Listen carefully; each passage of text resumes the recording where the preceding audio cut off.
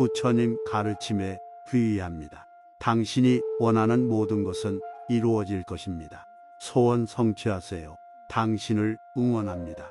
이 영상이 마음에 드신다면 꼭 구독 부탁드립니다. 여러분의 구독은 저에게 큰 힘이 됩니다. 감사합니다. 사랑합니다. 나무 아미타불 관세음보살.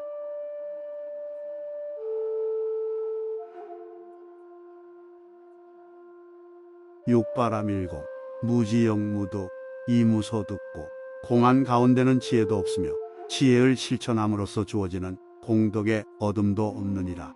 왜냐하면 원래 얻을 바가 없기 때문이니라. 이 부분을 다 풀었으면 다음과 같다. 보시지계 인욕정진 선정지혜의 육바라밀도 없으며 보시지계 인욕정진 선정지혜의 실천으로 주어지는 육바라밀의 공덕의 얻음도 없느니라. 왜냐하면 원래 공임으로 얻을 바가 없는 것이다. 우리는 알게 모르게 다른 사람에게 무엇인가를 베풀어주며 또한 다른 사람으로부터 베품을 받으면서 살아가고 있다. 베품의 뿌리는 행하는 행위에 있는 것이 아니라 절실하게 느끼는 마음에 있는 것이다. 적수선사를 잊게 한 적수선사의 어린 시절 이야기다. 무더운 여름이 계속되자 깊은 산속에 있는 암자에서도 더위를 견디기가 어려웠다. 하루는 적수선사의 스승이 어린 적수에게 목욕을 할 수 있도록 물통에 물을 채워 놓으라고 하였다. 어린 적수는 땀을 뻘뻘 흘리면서도 콧노래를 부르면서 물을 기로 물통에 갖다 부었다. 여러 번 왔다 갔다 하여 물통에 물을 가득 채웠다. 마지막 기로원 밖에서의 물이 반쯤 남았다. 적수는 아무 생각도 없이 남은 물을 바닥에 쏟아버렸다. 법당에서 지켜보고 있던 스승의 불호령이 떨어졌다. 이놈, 부처가 되겠다고 목물옷 입고 수행하는 녀석이 그렇게 행위를 함부로 하면 어떻게 하느냐. 살생하지 말라는 뜻은 적극적으로 해석하면 모든 생명을 살려라 하는 뜻이다. 그래, 지금 너의 행동을 한번 살펴보아라. 남아있는 물을 바닥에 쏟음으로써 너는 물을 죽이고 말았다. 이렇게 덥고 가문 날 그 물을 저기 있는 나무에 주었다면 너는 물도 살리고 나무도 살렸을 것이다. 부처님께서도 수행하실 때 바른 말 한 기조를 듣기 위하여 몸을 던지기도 했다. 부처님의 전생호명이란 이름으로 히말라야산에서 홀로 정진하며 수행하고 있는데 제석천왕이 나찰로 변하여 부처님의 수행력을 시험하였다. 나찰은 수행자의 반대편 나무 위에 앉아서 개성을 읊었다. 형상이 있는 모든 것은 영원하지 않아서 재행무상, 끝없이 났다가 없어지나니 희생멸법. 이 소리를 듣고 수행자의 가슴은 환희로움으로 가득 차버렸다. 누가 이 법을 말하는가? 소리 나는 곳을 쳐다보니 험상궂게 생긴 나찰이 나무 위에 앉아 있었다. 수행자는 나찰에게 개성의 나머지 반을 마저 읊어달라고 사정을 하였다. 나찰은 몸을 던져 보시한다면 나머지 반을 말해주겠다고 하였다. 수행자는 그렇게 하겠다고 약속을 하였다. 그러자 나찰은 개성의 뒷부분을 읊었다. 나고 없어지는 법 깨닫고 나면 생멸멸이 진리의 바다 고요하여 즐거우리라. 정멸이라. 수행자는 이 소리를 듣고 조용히 합장하며 자신의 몸을 던졌다. 몸을 던지자 그곳에서 깨달음의 꽃이 피어났다. 베품은 입으로 하는 예배가 아니다. 베품은 말과 마음과 행동이 하나 된 자기 봉사인 것이다. 이러한 상태에서 이루어지는 베품에는 내가 없으며 베품을 받는 상대도 없으며 베풀어지는 물질이나 정신도 없다. 이때는 베품이 이미 베품이 아니다. 그러므로 베품이 공하다는 것이다. 진지한 삶을 추구하는 사람은 어떤 것에라도 집착해서는 안 된다. 결과에 대해 집착하는 바가 없이 순수한 동기와 올바른 수단을 취하는 것이 바른 베품인 것이다. 현상적으로 나타나는 동물이나 고기와 같은 다른 생명을 죽이는 것도 살생이지만 자신의 생명을 무의미하게 던져버리고 도를 이루기 위하여 자신을 투자하지 않는 것이 더 큰 살생이듯이 궁극적이고, 진정한 베품은 자신의 내부로 눈을 돌려 자신에 대한 베품이 행해질 때 진정한 베품이 된다. 이러한 상태에서 베품 보시, 지계, 인욕, 정진, 선정, 지혜의 육바라밀이 이루어질 때 육바라밀의 실천과 육바라밀의 실천으로 주어지는 공덕도 공하다는 것이다. 자신을 남에게 베풀어 주는 것을 보시라 하며 눈의 도적을 버리면 모든 빛의 경계를 떠나서 마음의 인색함이 없어지므로 저절로 보시가 이루어진다. 자기 자신을 잘 지키는 것을 지게라 이름하며 귀의 도적을 막으면 소리의 경계에 끄달리지 않으므로 스스로 구속 속에 있으나 구속에서 자유로운 지게가 이루어진다. 자기 자신을 잘 다스리는 것을 인욕이라 이름하며 코의 도적을 항복시키면 향기로운 좋은 냄새와 쥐가 나는 나쁜 냄새에 균등하여 자유롭게 길들여지므로 저절로 인욕이 이루어진다. 자기 자신을 향상시키는 것을 정진이라 하며 혀의 도적을 제어하면 삿된 맛을 탐내지 않으며 웃고 강설하되 싫어하는 마음이 없으므로 저절로 정진 속에 머물게 되는 것이다. 나와 남이 하나가 되는 것을 선정이라 이름하며 몸의 도적을 항복시키면 모든 애욕에 초연하여 요동하지 않고 물들지 않으므로 항상 선정 속에 머물게 된다. 생명의 본래 면목을 깨닫는 것을 지혜라 이름하며 뜻의 도적을 조복하면 무명을 따르지 않고 항상 생각이 깨어있어 행하는 모든 행위가 법에 맞으며 모든 공덕을 즐겨 닦음으로 지혜의 빛이 항상 밝게 빛날 뿐이다. 이 6가지 중에서 단 한 가지의 실천이 부족하더라도 지혜의 완성으로 성취되는 깨달음과는 신말리나 멀어짐을 알아야 한다. 육바라밀공, 무지영무도, 이무소득고, 공안 가운데는 지혜도 없으며 지혜를 실천함으로써 주어지는 공덕의 얻음도 없느니라. 왜냐하면 원래 얻을 바가 없기 때문이니라. 이 부분을 다 풀었으면 다음과 같다. 보시지계 인욕정진 선정지혜의 육바라밀도 없으며 보시지계 인욕정진 선정지혜의 실천으로 주어지는 육바라밀의 공덕의 얻음도 없느니라. 왜냐하면 원래 공임으로 얻을 바가 없는 것이다. 우리는 알게 모르게 다른 사람에게 무엇인가를 베풀어주며 또한 다른 사람으로부터 베품을 받으면서 살아가고 있다. 베품에 부리는 행하는 행위에 있는 것이 아니라 절실하게 느끼는 마음에 있는 것이다. 적수선사를 잊게 한 적수선사의 어린 시절 이야기다. 무더운 여름이 계속되자 깊은 산속에 있는 암자에서도 더위를 견디기가 어려웠다. 하루는 적수선사의 스승이 어린 적수에게 목욕을 할 수 있도록 물통에 물을 채워 놓으라고 하였다. 어린 적수는 땀을 뻘뻘 흘리면서도 콧노래를 부르면서 물을 기로 물통에 갖다 부었다. 여러 번 왔다 갔다 하여 물통에 물을 가득 채웠다. 마지막 기로원 밖에서의 물이 반쯤 남았다. 적수는 아무 생각도 없이 남은 물을 바닥에 쏟아버렸다. 법당에서 지켜보고 있던 스승의 불호령이 떨어졌다. 이놈, 부처가 되겠다고 목물옷 입고 수행하는 녀석이 그렇게 행위를 함부로 하면 어떻게 하느냐. 살생하지 말라는 뜻은 적극적으로 해석하면 모든 생명을 살려라 하는 뜻이다. 그래, 지금 너의 행동을 한번 살펴보아라. 남아있는 물을 바닥에 쏟음으로써 너는 물을 죽이고 말았다. 이렇게 덥고 가문 날 그 물을 저기 있는 나무에 주었다면 너는 물도 살리고 나무도 살렸을 것이다. 부처님께서도 수행하실 때 바른 말 한 기조를 듣기 위하여 몸을 던지기도 했다. 부처님의 전생호명이란 이름으로 히말라야산에서 홀로 정진하며 수행하고 있는데 제석천왕이 나찰로 변하여 부처님의 수행력을 시험하였다. 나찰은 수행자의 반대편 나무 위에 앉아서 개성을 읊었다. 형상이 있는 모든 것은 영원하지 않아서 재행무상, 끝없이 났다가 없어지나니 시생멸법. 이 소리를 듣고 수행자의 가슴은 환희로움으로 가득 차버렸다. 누가 이 법을 말하는가? 소리 나는 곳을 쳐다보니 험상궂게 생긴 나찰이 나무 위에 앉아 있었다. 수행자는 나찰에게 개성의 나머지 반을 마저 읊어달라고 사정을 하였다. 나찰은 몸을 던져 보시한다면 나머지 반을 말해주겠다고 하였다. 수행자는 그렇게 하겠다고 약속을 하였다. 그러자 나찰은 개성의 뒷부분을 읊었다. 나고 없어지는 법 깨닫고 나면 생멸멸이 진리의 바다 고요하여 즐거우리라. 정멸이라. 수행자는 이 소리를 듣고 조용히 합장하며 자신의 몸을 던졌다. 몸을 던지자 그곳에서 깨달음의 꽃이 피어났다. 베품은 입으로 하는 예배가 아니다. 베품은 말과 마음과 행동이 하나 된 자기 봉사인 것이다. 이러한 상태에서 이루어지는 베품에는 내가 없으며 베품을 받는 상대도 없으며 베풀어지는 물질이나 정신도 없다. 이때는 베품이 이미 베품이 아니다. 그러므로 베품이 공하다는 것이다.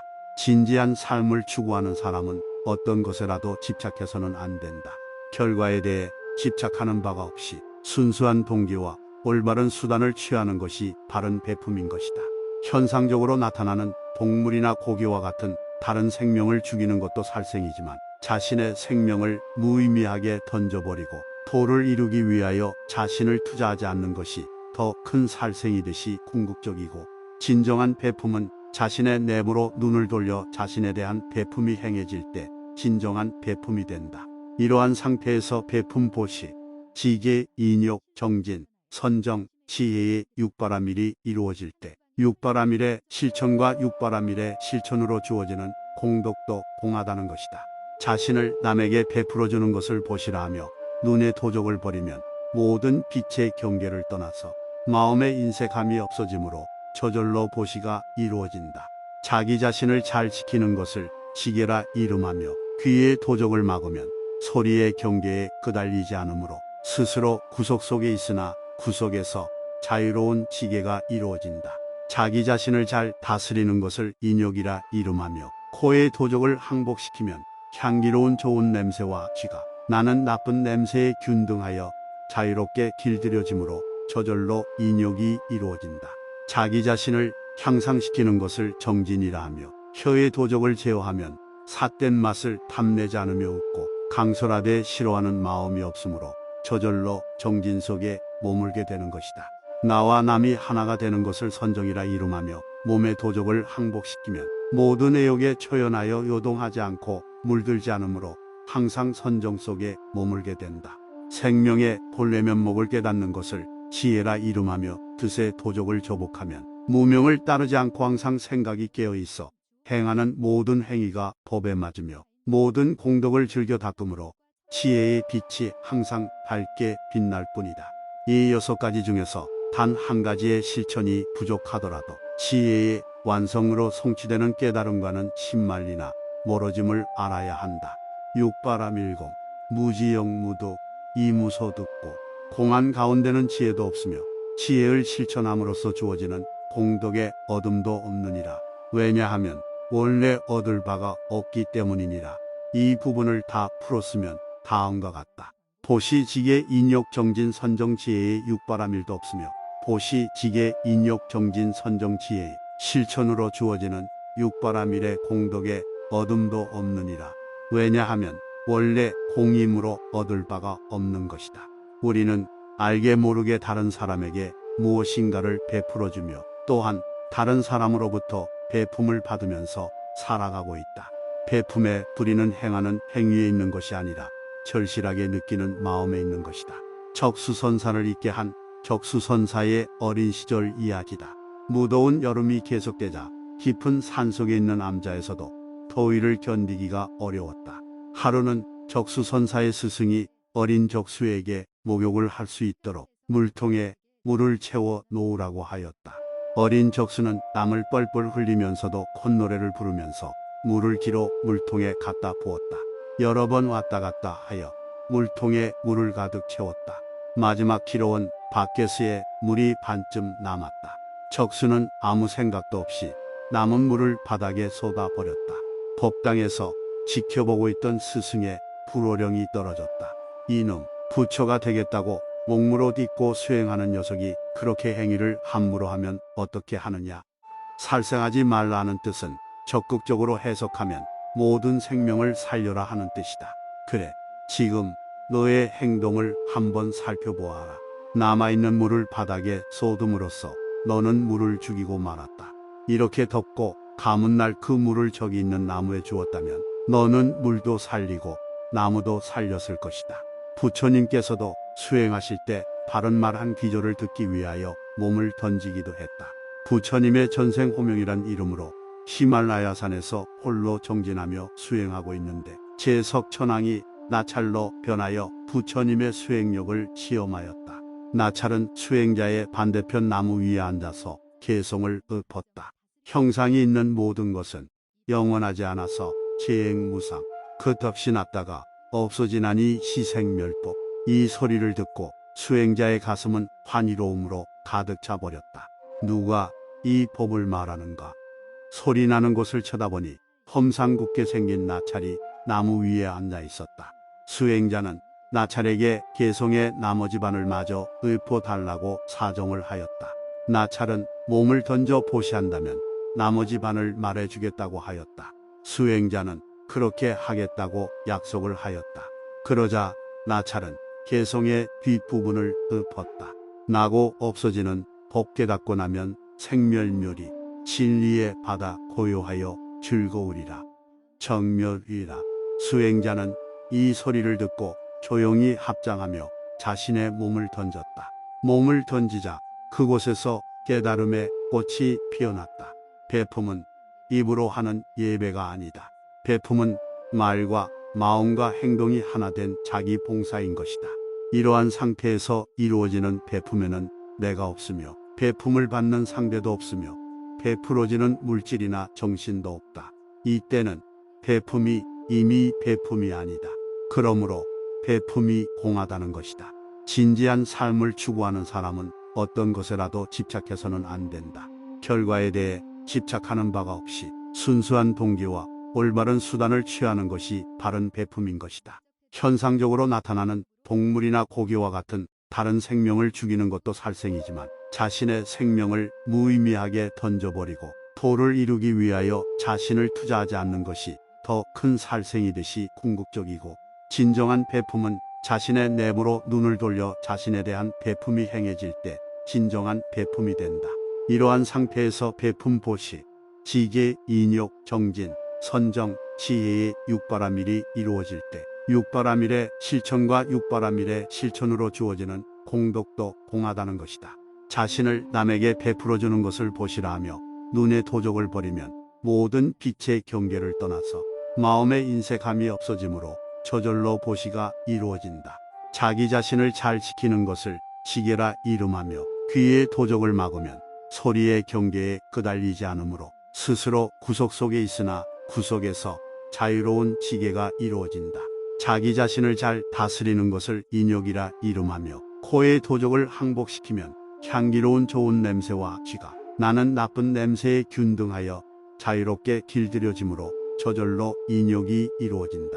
자기 자신을 향상시키는 것을 정진이라 하며 혀의 도적을 제어하면 삿된 맛을 탐내지 않으며 웃고 강설하되 싫어하는 마음이 없으므로 저절로 정진 속에 머물게 되는 것이다. 나와 남이 하나가 되는 것을 선정이라 이름하며 몸의 도적을 항복시키면 모든 애욕에 초연하여 요동하지 않고 물들지 않으므로 항상 선정 속에 머물게 된다. 생명의 본래 면목을 깨닫는 것을 지혜라 이름하며 뜻의 도적을 조복하면 무명을 따르지 않고 항상 생각이 깨어있어 행하는 모든 행위가 법에 맞으며 모든 공덕을 즐겨 닦음으로 지혜의 빛이 항상 밝게 빛날 뿐이다. 이 6가지 중에서 단 한 가지의 실천이 부족하더라도 지혜의 완성으로 성취되는 깨달음과는 신말리나 멀어짐을 알아야 한다.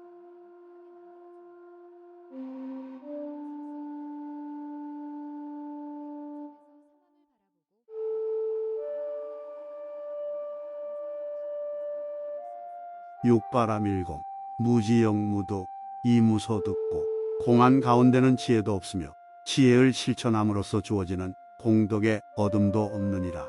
왜냐하면 원래 얻을 바가 없기 때문이니라. 이 부분을 다 풀었으면 다음과 같다. 보시, 지계, 인욕, 정진, 선정, 지혜의 육바라밀도 없으며 보시, 지계, 인욕, 정진, 선정, 지혜의 실천으로 주어지는 육바라밀의 공덕의 얻음도 없느니라. 왜냐하면 원래 공임으로 얻을 바가 없는 것이다. 우리는 알게 모르게 다른 사람에게 무엇인가를 베풀어주며 또한 다른 사람으로부터 배품을 받으면서 살아가고 있다. 배품의 뿌리는 행하는 행위에 있는 것이 아니라 절실하게 느끼는 마음에 있는 것이다. 적수선사를 있게 한 적수선사의 어린 시절 이야기다.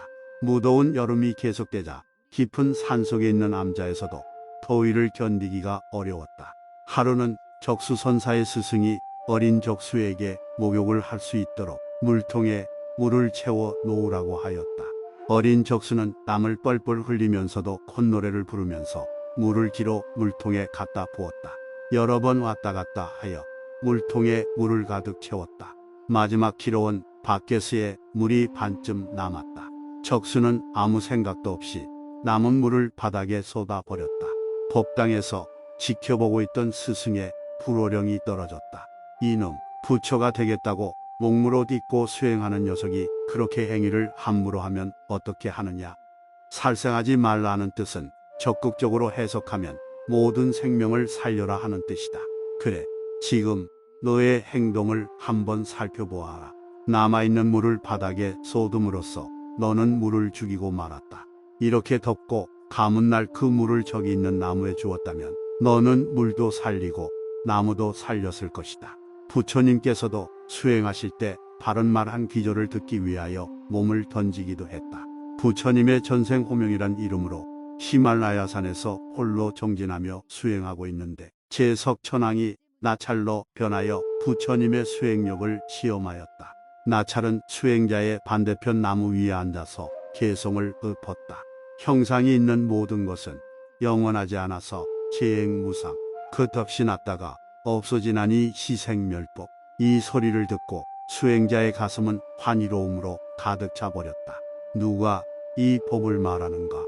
소리나는 곳을 쳐다보니 험상궂게 생긴 나찰이 나무 위에 앉아 있었다. 수행자는 나찰에게 개성의 나머지 반을 마저 읊어달라고 사정을 하였다. 나찰은 몸을 던져 보시한다면 나머지 반을 말해주겠다고 하였다. 수행자는 그렇게 하겠다고 약속을 하였다. 그러자 나찰은 개성의 뒷부분을 읊었다. 나고 없어지는 법 깨닫고 나면 생멸멸이 진리의 바다 고요하여 즐거우리라. 정멸이라. 수행자는 이 소리를 듣고 조용히 합장하며 자신의 몸을 던졌다. 몸을 던지자 그곳에서 깨달음의 꽃이 피어났다. 배품은 입으로 하는 예배가 아니다. 배품은 말과 마음과 행동이 하나 된 자기 봉사인 것이다. 이러한 상태에서 이루어지는 배품에는 내가 없으며 배품을 받는 상대도 없으며 베풀어지는 물질이나 정신도 없다. 이때는 배품이 이미 배품이 아니다. 그러므로 배품이 공하다는 것이다. 진지한 삶을 추구하는 사람은 어떤 것에라도 집착해서는 안 된다. 결과에 대해 집착하는 바가 없이 순수한 동기와 올바른 수단을 취하는 것이 바른 배품인 것이다. 현상적으로 나타나는 동물이나 고기와 같은 다른 생명을 죽이는 것도 살생이지만 자신의 생명을 무의미하게 던져버리고 도를 이루기 위하여 자신을 투자하지 않는 것이 더 큰 살생이듯이 궁극적이고, 진정한 배품은 자신의 내부로 눈을 돌려 자신에 대한 배품이 행해질 때 진정한 배품이 된다. 이러한 상태에서 배품 보시, 지계, 인욕, 정진, 선정, 지혜의 육바라밀이 이루어질 때 육바라밀의 실천과 육바라밀의 실천으로 주어지는 공덕도 공하다는 것이다. 자신을 남에게 베풀어주는 것을 보시라 하며 눈의 도적을 버리면 모든 빛의 경계를 떠나서 마음의 인색함이 없어지므로 저절로 보시가 이루어진다. 자기 자신을 잘 지키는 것을 지계라 이름하며 귀의 도적을 막으면 소리의 경계에 끄달리지 않으므로 스스로 구속 속에 있으나 구속에서 자유로운 지계가 이루어진다. 자기 자신을 잘 다스리는 것을 인욕이라 이름하며 코의 도적을 항복시키면 향기로운 좋은 냄새와 쥐가 나는 나쁜 냄새에 균등하여 자유롭게 길들여지므로 저절로 인욕이 이루어진다. 자기 자신을 향상시키는 것을 정진이라 하며 혀의 도적을 제어하면 삿된 맛을 탐내지 않으며 웃고 강설하되 싫어하는 마음이 없으므로 저절로 정진 속에 머물게 되는 것이다. 나와 남이 하나가 되는 것을 선정이라 이름하며 몸의 도적을 항복시키면 모든 애욕에 초연하여 요동하지 않고 물들지 않으므로 항상 선정 속에 머물게 된다. 생명의 본래 면목을 깨닫는 것을 지혜라 이름하며 뜻의 도적을 조복하면 무명을 따르지 않고 항상 생각이 깨어있어 행하는 모든 행위가 법에 맞으며 모든 공덕을 즐겨 닦음으로 지혜의 빛이 항상 밝게 빛날 뿐이다.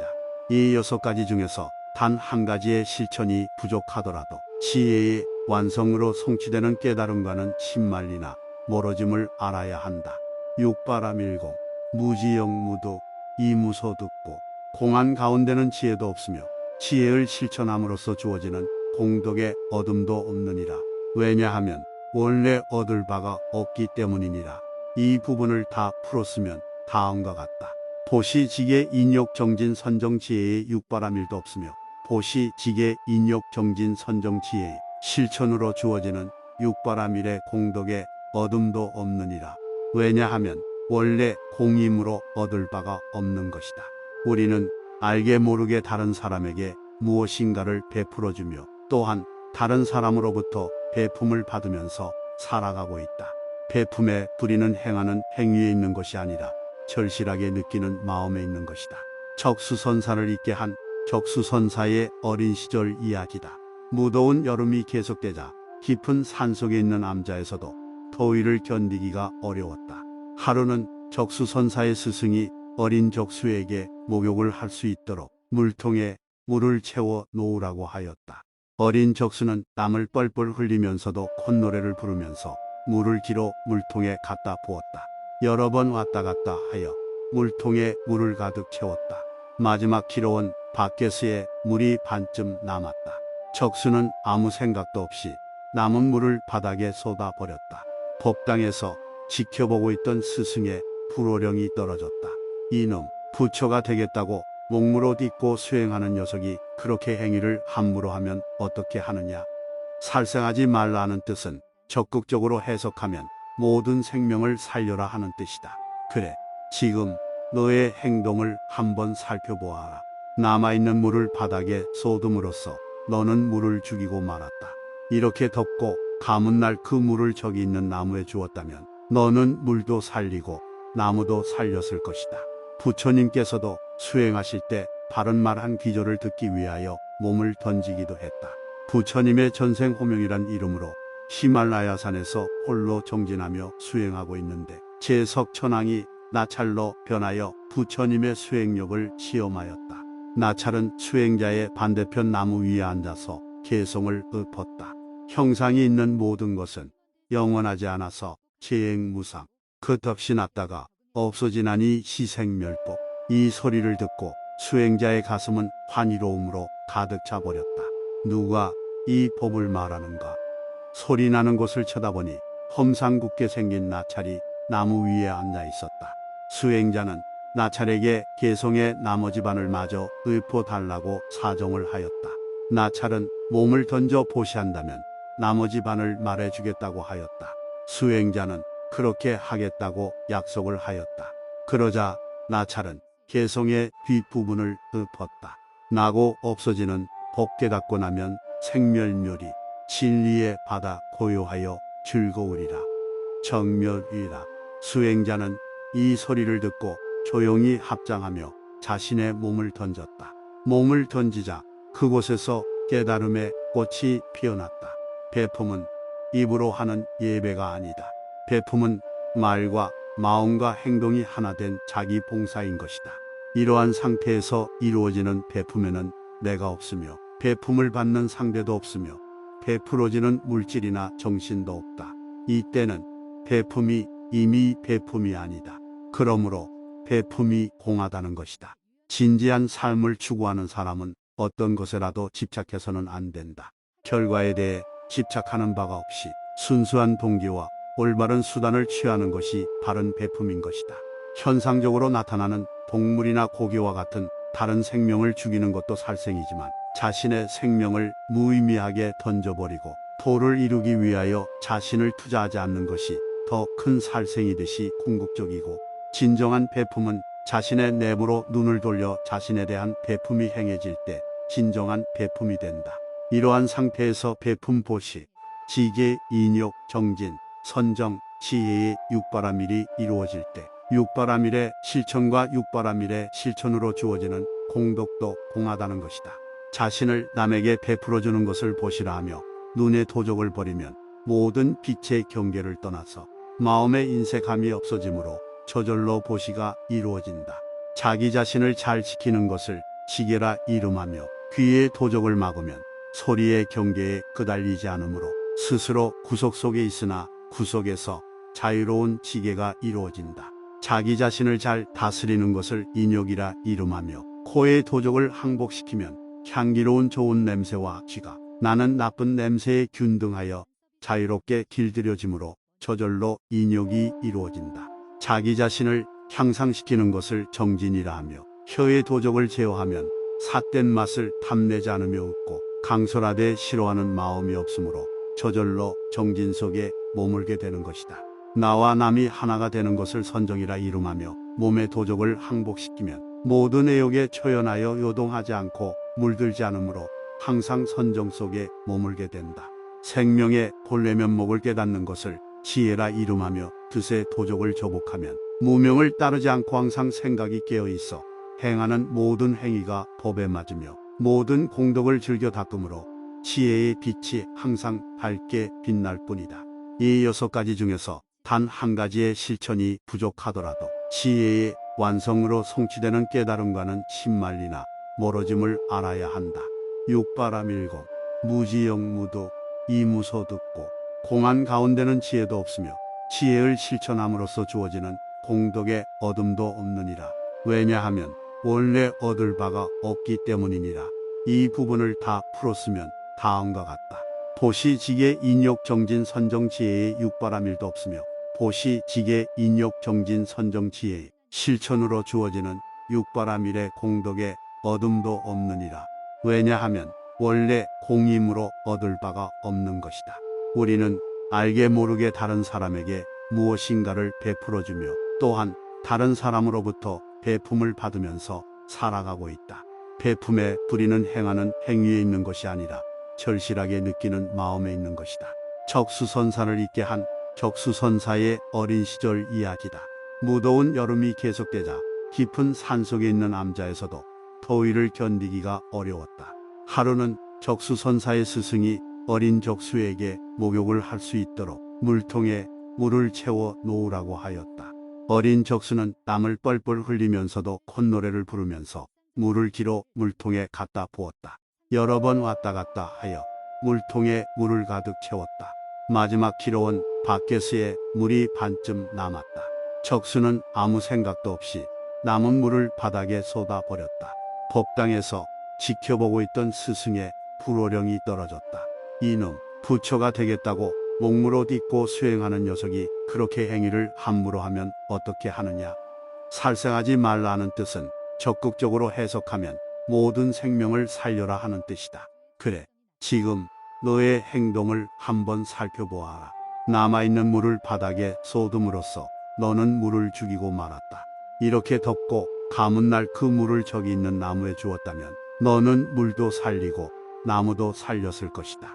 부처님께서도 수행하실 때 바른 말 한 기절을 듣기 위하여 몸을 던지기도 했다. 부처님의 전생호명이란 이름으로 히말라야산에서 홀로 정진하며 수행하고 있는데 제석천왕이 나찰로 변하여 부처님의 수행력을 시험하였다. 나찰은 수행자의 반대편 나무 위에 앉아서 개성을 읊었다. 형상이 있는 모든 것은 영원하지 않아서 재행무상, 끝없이 났다가 없어지나니 시생멸법. 이 소리를 듣고 수행자의 가슴은 환희로움으로 가득 차버렸다. 누가 이 법을 말하는가? 소리 나는 곳을 쳐다보니 험상궂게 생긴 나찰이 나무 위에 앉아 있었다. 수행자는 나찰에게 개성의 나머지 반을 마저 읊어달라고 사정을 하였다. 나찰은 몸을 던져 보시한다면 나머지 반을 말해주겠다고 하였다.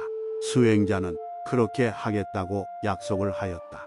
그러자 나찰은 개성의 뒷부분을 읊었다. 나고 없어지는 법 깨닫고 나면 생멸멸이 진리의 바다 고요하여 즐거우리라. 정멸이라. 수행자는 이 소리를 듣고 조용히 합장하며 자신의 몸을 던졌다. 몸을 던지자 그곳에서 깨달음의 꽃이 피어났다. 베품은 입으로 하는 예배가 아니다. 베품은 말과 마음과 행동이 하나 된 자기 봉사인 것이다. 이러한 상태에서 이루어지는 베품에는 내가 없으며 베품을 받는 상대도 없으며 베풀어지는 물질이나 정신도 없다. 이때는 베품이 이미 베품이 아니다. 그러므로 베품이 공하다는 것이다. 진지한 삶을 추구하는 사람은 어떤 것에라도 집착해서는 안 된다. 결과에 대해 집착하는 바가 없이 순수한 동기와 올바른 수단을 취하는 것이 바른 베품인 것이다. 현상적으로 나타나는 동물이나 고기와 같은 다른 생명을 죽이는 것도 살생이지만 자신의 생명을 무의미하게 던져버리고 도를 이루기 위하여 자신을 투자하지 않는 것이 더 큰 살생이듯이 궁극적이고, 진정한 베품은 자신의 내부로 눈을 돌려 자신에 대한 베품이 행해질 때 진정한 베품이 된다. 이러한 상태에서 베품 보시, 지계, 인욕, 정진, 선정, 지혜의 육바라밀이 이루어질 때 육바라밀의 실천과 육바라밀의 실천으로 주어지는 공덕도 공하다는 것이다. 자신을 남에게 베풀어주는 것을 보시라 하며 눈의 도적을 버리면 모든 빛의 경계를 떠나서 마음의 인색함이 없어지므로 저절로 보시가 이루어진다. 자기 자신을 잘 지키는 것을 지계라 이름하며 귀의 도적을 막으면 소리의 경계에 끄달리지 않으므로 스스로 구속 속에 있으나 구속에서 자유로운 지계가 이루어진다. 자기 자신을 잘 다스리는 것을 인욕이라 이름하며 코의 도적을 항복시키면 향기로운 좋은 냄새와 쥐가 나는 나쁜 냄새에 균등하여 자유롭게 길들여지므로 저절로 인욕이 이루어진다. 자기 자신을 향상시키는 것을 정진이라 하며 혀의 도적을 제어하면 삿된 맛을 탐내지 않으며 웃고 강설하되 싫어하는 마음이 없으므로 저절로 정진 속에 머물게 되는 것이다. 나와 남이 하나가 되는 것을 선정이라 이름하며 몸의 도적을 항복시키면 모든 애욕에 초연하여 요동하지 않고 물들지 않으므로 항상 선정 속에 머물게 된다. 생명의 본래 면목을 깨닫는 것을 지혜라 이름하며 뜻의 도적을 조복하면 무명을 따르지 않고 항상 생각이 깨어있어 행하는 모든 행위가 법에 맞으며 모든 공덕을 즐겨 닦음으로 지혜의 빛이 항상 밝게 빛날 뿐이다. 이 6가지 중에서 단 한 가지의 실천이 부족하더라도 지혜의 완성으로 성취되는 깨달음과는 신말리나 멀어짐을 알아야 한다.